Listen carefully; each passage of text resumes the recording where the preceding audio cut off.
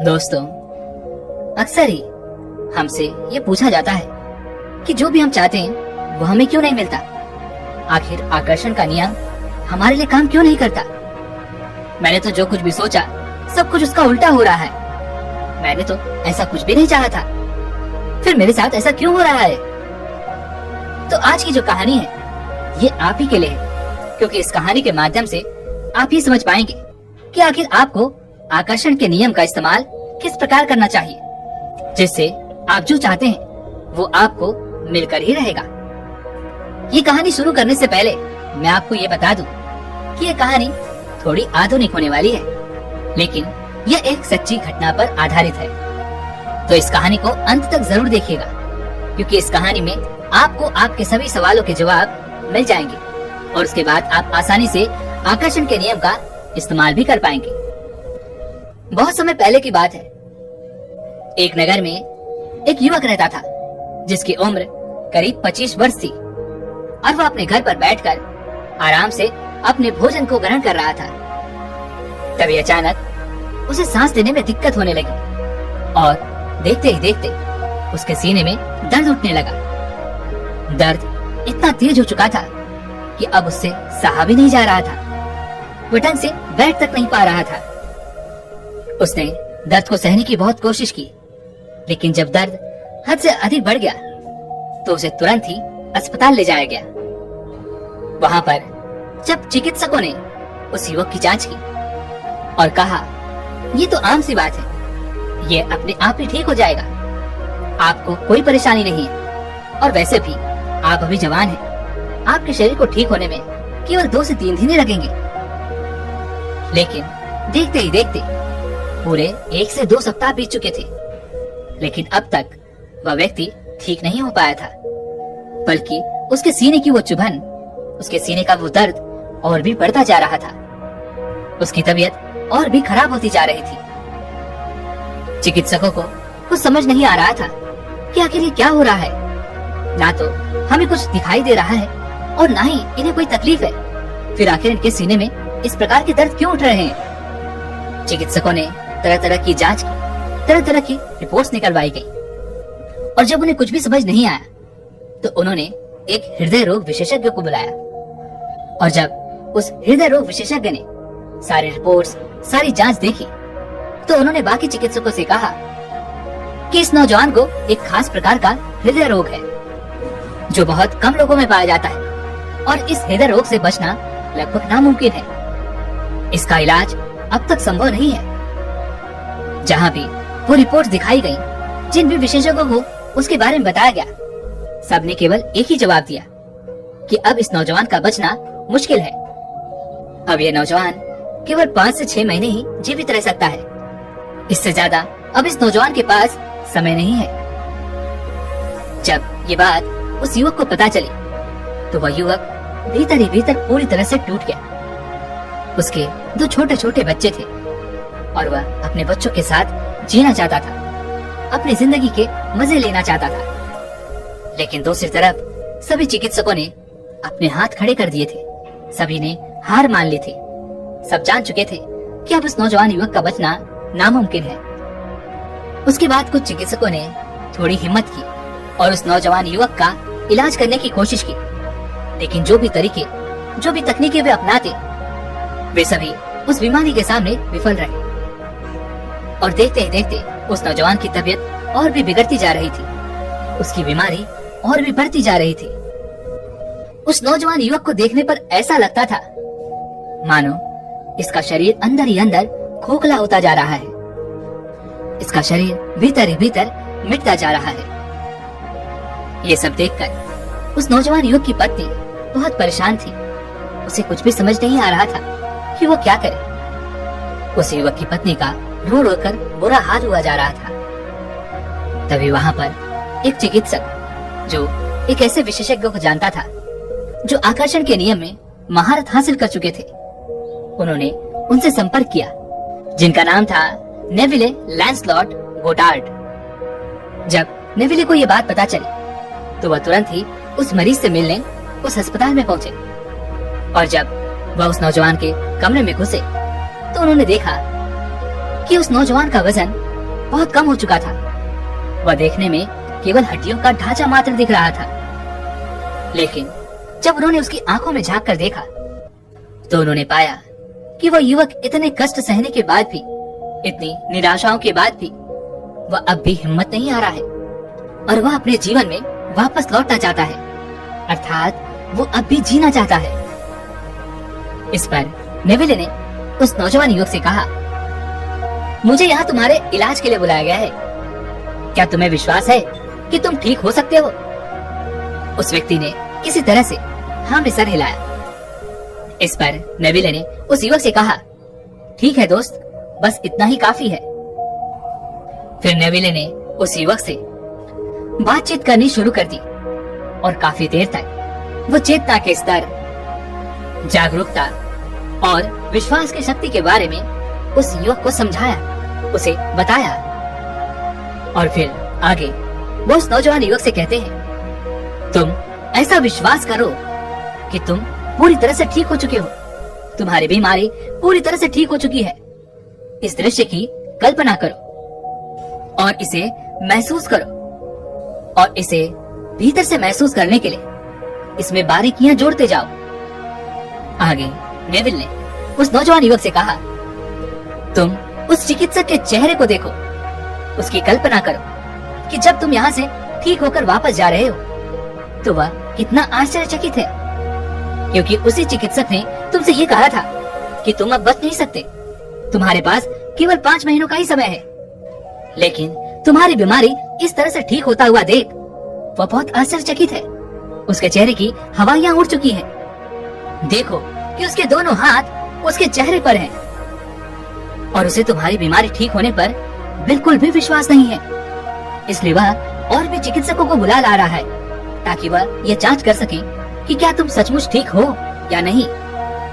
लेकिन जब बाकी सारे चिकित्सक भी यहाँ पर आकर तुम्हारी जांच करते हैं तो वो ये पाते हैं कि यह तो चमत्कार हो गया।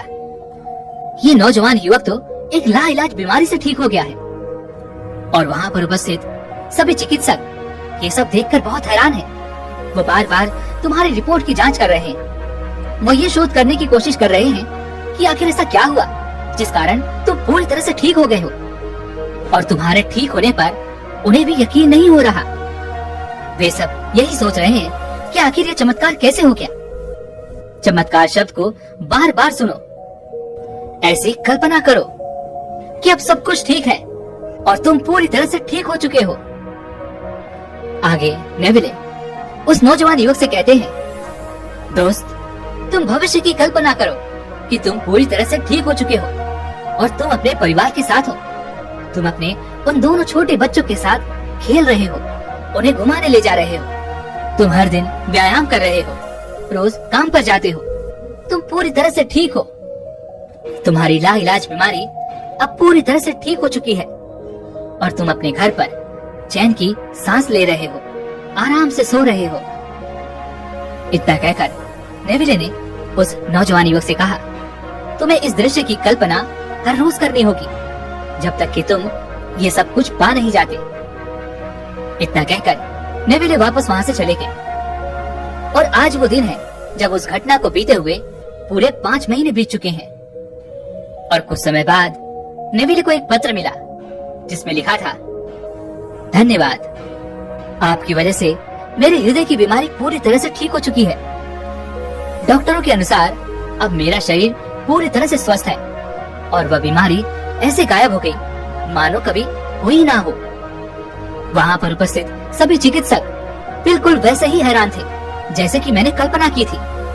वे सभी आज तक उसकी शोध में लगे हुए हैं कि आखिर ये सब कैसे हुआ, लेकिन आज तक वे लोग इसे पता नहीं कर पाए। लेकिन जैसा कि आपने मुझे कल्पना करवाई थी, आज मैं वैसा ही जीवन जी रहा हूँ जिसकी कि मैंने कल्पना की थी।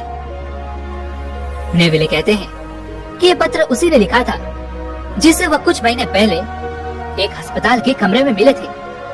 वो नौजवान युवक आगे पत्र में लिखता है, धन्यवाद, ये सब आप ही के कारण हो पाया है और मैंने अपने अनुभव से इन गुप्त राजों को सीखा है, समझा है कि मैंने बीमारी से ठीक होने की इच्छा या उम्मीद नहीं की, मैंने प्रार्थना भी नहीं की, बल्कि आपसे मिलने के बाद मैं इस बात पर पूरी तरह से यकीन कर चुका था कि मैं सचमुच ठीक हो चुका हूँ, और इसी चीज को लेकर मैं हमेशा खुश रहता, धन्यवाद से भरा रहता, राहत की सांस लेता और संतुष्ट महसूस करता। और यही भावना तब तक मैंने अपनाई जब तक कि मैं पूरी तरह से ठीक नहीं हो गया। और मुझे लगता है कि शायद यही प्रार्थना का असली मतलब है। नेविले कहते हैं, यही तो गुप्त राज है, अपने मन की सार्थक इच्छाओं को कल्पना से असलियत में बदलने के लिए उन भावनाओं को महसूस करना, उनमें लगातार जीना जैसे कि आपकी इच्छा पूरी हो चुकी हो। और जब आप लगातार उस भावना में जीते हैं और आप ये महसूस करते हैं कि आपने जो कुछ भी मांगा है निश्चित ही वो आपको मिलकर रहेगा, तो वो चीज आपको मिल ही जाती है। फिर चाहे वो कितनी भी बड़ी चीज क्यों ना हो, जब आप खुद पर संदेह नहीं करते, अपनी मांगी हुई चीज पर संदेह नहीं करते, तो वह निश्चित ही आपको मिलना तय है। दोस्तों, इस कहानी में कुछ ऐसी बातें छुपी हुई हैं जिन पर शायद आपका ध्यान ना गया हो। जैसे कि सबसे पहले हमारे पास कितनी शक्ति है। जब आप, मैं या इस दुनिया का कोई भी व्यक्ति अपने आप से ये सवाल करता है कि अपने हालात बदलने के लिए, अपने जीवन की इस स्थिति को बदलने के लिए वास्तव में मेरे पास कितनी शक्ति है, तो उसे उसका जवाब जरूर मिलता है। क्योंकि जो भी चुनाव हम करते हैं, जो भी बदलाव हम अपने जीवन में लाना चाहते हैं, वह लाने में हम पूरी तरह से सक्षम हैं। हमारे अंदर पूरी क्षमता है, क्योंकि हम पहले ही उसे अपने विचारों में ला चुके हैं। और जब हम एक बार ऐसी कल्पना कर लेते हैं, तो हमारे अंदर पहले से ही वो शक्ति मौजूद हो जाती है और हम वो बदलाव अपने जीवन में ला सकते हैं। बस हमें निरंतर उसका अभ्यास करना होगा, तभी तो वो आपके जीवन में परिवर्तित हो पाएगा।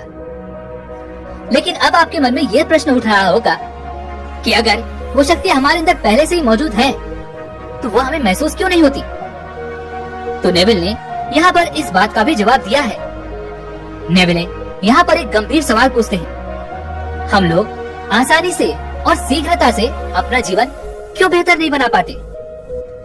क्यों हम जीवन के उतार चढ़ाव और परेशानियों से जल्द बाहर नहीं निकल पाते? क्योंकि हम लोग मन ही मन में अपने परेशानियों के लिए बाहरी कर्म को जिम्मेदार मानते हैं। और यही कारण है कि हम भीतर से कभी अपना नजरिया बदल ही नहीं पाते, और ना ही हम अपने नजरिए को बदलने की कोशिश करते हैं, क्योंकि हमने अपने आप को एक सीमा में बांध रखा है और इस सीमा से हम बाहर जाना ही नहीं चाहते, क्योंकि इस सीमा में रहकर ही हम अपने आप को सुरक्षित समझते हैं। लेकिन अब ये भूल जाते हैं कि जिस तरह से हम देखते हैं और जिस स्तर के हमारे वाइब्रेशंस अर्थात स्पंदन और विचार हैं, यानी कि जो हमारी चेतना का स्तर है, वैसा ही सब कुछ हमारे सामने प्रकट हो रहा है।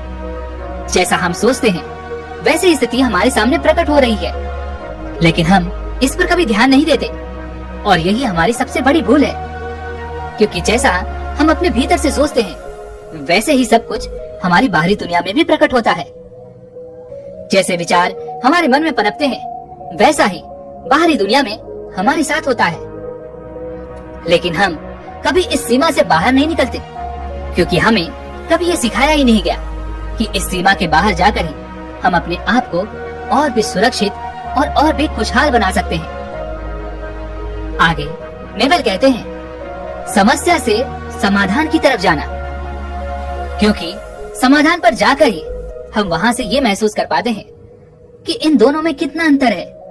समस्या आपको उलझाए रखती है और समाधान आपको सुलझाता है, जिससे आप शांत और निश्चिंत हो जाते हैं। आपके जीवन में कई प्रकार की समस्याएं हो सकती हैं। कोई अपना क्रोध छोड़ना चाहता है, कोई अपना आलस छोड़ना चाहता है, कोई विद्यार्थी जो सुबह उठकर पढ़ाई करना चाहता है और हर दिन लगातार वह अभ्यास करना चाहता है। हम सभी चाहते हैं कि हम अपने जीवन में कुछ अच्छा करें, कुछ ऐसा करें, कुछ वैसा करें, लेकिन हमारे भीतर जो हमने सीमाएं बांध रखी हैं, वो हमें आगे ही नहीं बढ़ने देती। हम बार बार केवल एक ही बात पर आकर अटक जाते हैं, और वह यह है कि मैं करना तो चाहता हूँ लेकिन मैं कर नहीं पा रहा, मुझे समझ ही नहीं आ रहा कि मैं कैसे करूँ। इसी प्रकार बार बार हम भीतर से अपने आप को रोक लेते हैं। हम बार बार इस रुकावट को महसूस करते हैं, इसलिए हम जब भी कोई कोशिश करते हैं, कुछ नया करना चाहते हैं, तो बार बार हमें विफलता मिलती है, क्योंकि भीतर से तो हम उसमें सफलता चाहते ही नहीं है। इसलिए जब भी हम कोई कार्य करते हैं तो उसमें हम कुछ भी बदलाव नहीं ला पाते, क्योंकि जब तक आप समस्या पर खड़े होकर उसका समाधान सोचने का प्रयास करेंगे, तब आप समस्या में उलझे ही रह जाएंगे और समस्या आपको कभी वहाँ से निकलने का मौका तक नहीं देगी, क्योंकि वह समस्या तो आपके पुराने विचारों के कारण उत्पन्न हुई है। इसलिए जब भी आप समस्या के बीच खड़े होकर समाधान की कोशिश करेंगे, तो आप उसका समाधान नहीं निकाल पाएंगे, क्योंकि उस समस्या के दौरान हमारा मन नकारात्मकता की ओर भागता है और ऐसे समय पर हम ज्यादातर नकारात्मक विचार ही सोचते हैं। हम यही सोचते हैं कि ये हमसे नहीं हो पाएगा, मैं इसका समाधान नहीं कर सकता। और यदि कोई सही और सकारात्मक विचार आ भी गया, उस पर भी हमें संदेह होने लगता है कि क्या ये काम करेगा या नहीं, क्या ये सही होगा या नहीं। और ऐसे में हम केवल घूमते रह जाते हैं और कोई भी सही दिशा पर हम आगे ही नहीं बढ़ पाते। हम हमेशा केवल यही सोचते रह जाते हैं, मैं क्या करूं, कैसे करूं, कैसे यहाँ से निकलूं, क्योंकि इस समस्या का तो कोई समाधान ही नजर नहीं आ रहा। और फिर हम एक तरीका छोड़कर दूसरा तरीका अपनाते हैं, दूसरे से तीसरा, तीसरे से चौथा, लेकिन हमारी वो समस्या खत्म होने का नाम ही नहीं लेती। और जब कोई तरीके काम नहीं आते तो हम दुखी हो जाते हैं, निराश हो जाते हैं और फिर एक बार हम उसी समस्या में उलझ कर रह जाते हैं।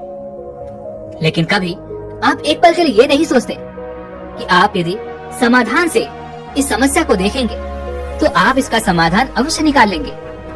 नेविले कहते हैं कि जब आप समाधान पर जाकर वहाँ से महसूस करते हैं कि आपके अंदर कल्पना शक्ति है और इसके माध्यम से आप ऐसा भविष्य तैयार करते हो जहाँ पर आप समस्याओं से मुक्त हो चुके हो, जहाँ पर आपका हर एक लक्ष्य पूरा हो चुका है, आप नए भविष्य की तैयारियां करते हैं और उसके अंदर छोटी छोटी बारीकियां जोड़ते चले जाते हैं, जिससे हमारा हर एक सपना, हर एक लक्ष्य हमें पूरा होता हुआ नजर आता है। जब आप बार बार इन भावनाओं की कल्पना करते हैं, इन्हें महसूस करते हैं, तो आपके भीतर एक आत्मविश्वास जाग उठता है और आपको ये लगने लगता है कि अब आपके सामने कोई समस्या नहीं है, आपने हर समस्या का समाधान कर लिया है और अब आप समस्या मुक्त हो चुके हैं। और इस प्रकार जब आप अपने आप को एक नए भविष्य से जोड़ते हैं, तो आप ये पाते हैं कि आपके सामने अब कोई समस्या नहीं रह गई, आप समस्या मुक्त हो चुके हैं। आगे नेविले कहते हैं, बारीकियां जोड़ो। आप जो भी अपना नया भविष्य बनाना चाहते हैं, उसके लिए जितनी बारीक चीजें आप सोच सकते हैं, जितनी बारीक चीजों की आप कल्पना कर सकते हैं, उतनी बारीक चीजों के बारे में सोचिए, उसे अपने नए भविष्य में जोड़ते जाइए। जैसे कि उस युवक ने अपनी अच्छी तबीयत के साथ साथ उन चिकित्सकों के चेहरे की भी कल्पना की थी और ये भी कल्पना की थी कि उन चिकित्सकों के हाथ उनके चेहरे पर हैं। वे सभी आश्चर्यचकित हैं, वे सभी हैरान हैं ये देखकर कि जो बीमारी लाइलाज थी वह पूरी तरह से ठीक हो चुकी है और उसके शरीर में अब किसी प्रकार की कोई बीमारी नहीं रह गई। यहाँ तक कि उस युवक ने अपनी जांच की रिपोर्ट्स तक की कल्पना की थी, जिस कारण वो चमत्कार की उस भावना से जुड़ पाया।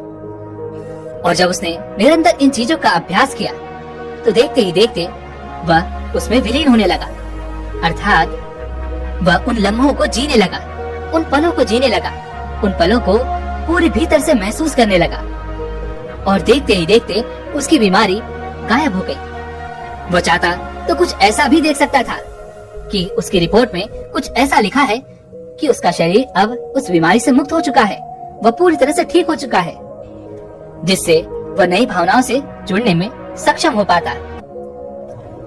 आगे नेविले कहते हैं, गहनता, अर्थात केवल इच्छा मत करो, हर पल को ऐसे जियो जैसे नया भविष्य सच हो चुका है। जैसे कि जो कुछ भी आपने मांगा था वो आपके सामने है, वो आपको मिल चुका है और आप उसी पल में हैं और उस पल को जी रहे हैं। आप वो बन चुके हैं जो हमेशा से बनना चाहते थे। जैसे कि यदि आप एक बेहतर इंसान बनना चाहते थे, तो आप वो बन चुके हैं जो हमेशा से बनना चाहते थे।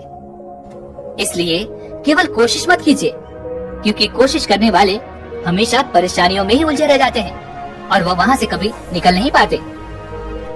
इसलिए जो कुछ भी आपको पाना है, जो कुछ भी आपका लक्ष्य है, उसे पूरी ईमानदारी के साथ सोचिए, उसे कल्पना कीजिए, उसे पूरी गहनता के साथ करिए। जब आप पूरी गहनता के साथ वह कल्पना करते हैं तो आप बहुत शांति और अच्छा महसूस करते हैं, आप हल्कापन महसूस कर पाते हैं। और जब आप निरंतर इन चीजों का अभ्यास करते हैं तो आपका मन पूरी तरह से तरोताजा हो जाता है और वह नए कदम उठाने के लिए पूरी तरह से तत्पर हो जाता है। फिर चाहे कोई भी कार्य कैसा भी क्यों ना हो, कितना भी कठिन क्यों ना हो, आपका मन उस कार्य में अवश्य लग जाएगा। आपको वह सब करने की इच्छा होगी जो आपको करने की जरूरत है, और यही भावना आपको आगे चलकर नए भविष्य का रूप दिखाएगी और आप जो कुछ भी चाहते हैं वो आप पा लेते हैं। जैसा भी चाहते हैं वो सब आपको मिल जाता है, लेकिन इसके लिए निरंतरता अर्थात अभ्यास बहुत जरूरी है। इसलिए जो कुछ भी आप चाहते हैं उसकी कल्पना करें पूरी गहनता से, अर्थात अपने आंतरिक मन से। और दोस्तों, जब आप खुद को बेहतर करने के लिए किसी लक्ष्य पर आगे बढ़ते हो तो हमारे जीवन में 4 प्रकार की बाधाएं आती हैं, क्योंकि हमारा मन हमें उलझाने में लगा रहता है और वह तरह तरह के खेल खिलाता है। और उसे आप कैसे पहचान सकते हैं, इसके लिए हमने एक और वीडियो बना रखी है और उसका नाम है लक्ष्य हमेशा आंखों में रखें। ये वीडियो भी आप जाकर के जरूर देखिएगा। आप ये समझ जाएंगे कि किस तरह से आप अपने लक्ष्य पर टिके रह सकते हैं और किस तरह से आप अपने लक्ष्य को पाने में अपने और अपने मन की मदद कर सकते हैं। वैसे दोस्तों, उम्मीद है कि आपको आज की वीडियो जरूर पसंद आई होगी, पर मैं जानना चाहता हूँ कि आपने आज की इस वीडियो से क्या सीखा, तो वो मुझे आप कमेंट में जरूर बताइएगा। और साथ ही दोस्तों, मैं चाहता हूँ कि ये वीडियो और लोगों तक भी पहुँचे, इसके लिए आप ये वीडियो और लोगों तक पहुँचाने में मेरी मदद कर सकते हैं, अर्थात इस वीडियो को शेयर कर सकते हैं, अच्छा सा कमेंट कर सकते हैं। और अगर आप हमारे चैनल पर नए हैं तो चैनल को सब्सक्राइब और घंटी बटन को भी जरूर दबा दीजिएगा, ताकि जब भी हम कोई नया वीडियो अपलोड करें तो उसकी नोटिफिकेशन आप तक पहुंच जाए। तो चलिए मिलते हैं ऐसे एक और वीडियो में, तब तक के लिए अपना ख्याल रखें। धन्यवाद।